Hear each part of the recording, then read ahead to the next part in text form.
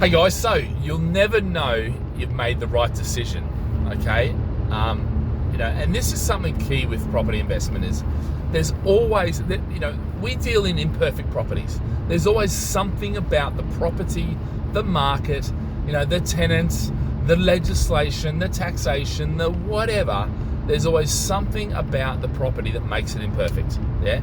If the world was full of perfect properties, we would just buy them and nothing else would get sold. The reality is because of the variety in stock, because of the variety of, micro economies and this in the areas and fundamentals and closest to train station and buses and shops and, investment in the area, it's always changing. So it's always imperfect, okay? The problem is, as investors, we generally want and we generally look for the perfect property. You know what? I've learnt to become eternally frustrated as an investor. Frustrated because there's always something wrong with the properties. There's always something I can pick that is wrong, but I still invest anyway. And I think that's one of the key. You still have to invest, irrespective of imperfect. Now, obviously, there's a level at which you go, you know what, that property is just plain imperfect. I was going to say another four-letter word that starts with S and ends in it. But the bottom line is there's a point at which you go, you know what, no, I can find a better property or better value property than that particular property, or there's too much work involved in getting that up to standard. Yeah. Now, there's various strategies you can operate. I mean, my first strategy was worst house, best street, which basically means I went for the best fundamentals, okay, and I found the worst house. And then what I did is I went and lived in that house and I renovated that house to get it to become maybe not the best house in the street, but certainly on par. And by that, I lifted my value and I made money, and that allowed me to get out into the next property. And then, repeat, and that's pretty much what I did for the first, probably 3 or 4 or 5 houses that I had, and that worked very well. And can you still do that? Absolutely you can. It's still a viable thing. But, I was single back then. It didn't matter where I lived. So, I was able to do that.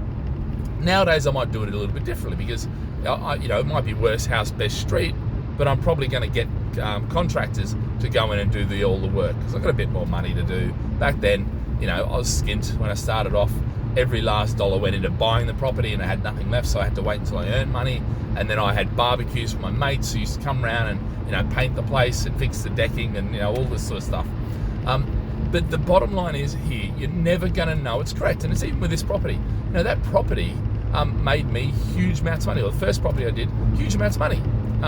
And really set the course for my financial freedom, going forwards.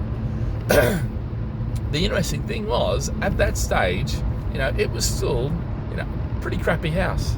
There was still, when it rained heavily, it still leaked. But the reality was, it only rained once every 3 months. I knew where the 3 leaks were, and so I pretty much had buckets ready to go. But to fix the roof was going to cost substantial amounts of money, so I didn't fix it, And in the end, look, I finally fixed it right before I sold it, which was quite interesting, because that's the other thing a lot of people do, is they only fix things after they're about to sell them. Why not fix them early and enjoy living in it, But anyway, that's off the topic. Look, bottom line is you're never going to know it's 100% because it's full of imperfect properties, but imperfect is still good enough to make a bloody good lifestyle, to, make money and to really live the dreams that you choose for yourself. And I think that's the key here. Learn what is imperfect and decide what is, the cutoff point. Yes, I can go with that. No, that is absolutely not. I'm going to buy something with that. And that's pretty much how I do it. So for me, I don't buy in crappy areas. I know they're cheap properties and I know I can rent, get good yields, but I just don't like having tenants that do the wrong thing and don't pay the rent and do all these sort of things. What I want is what I call the every person house. Yeah, where the biggest portion of people live, they have jobs, they pay the bills, I don't have too many problems, they look after the place, and so it's these little rules which, as you go through the course and, as you go through, my online content, as you get to know me, you're going to realize that I live by these rules. That's what I do. This is how I invest. And they're all there. It's not like, this is not rocket science. This is stuff that I've been taught by my mentors and that I'm passing on to you guys. Anyway, guys, so let's go out there and find the imperfect property.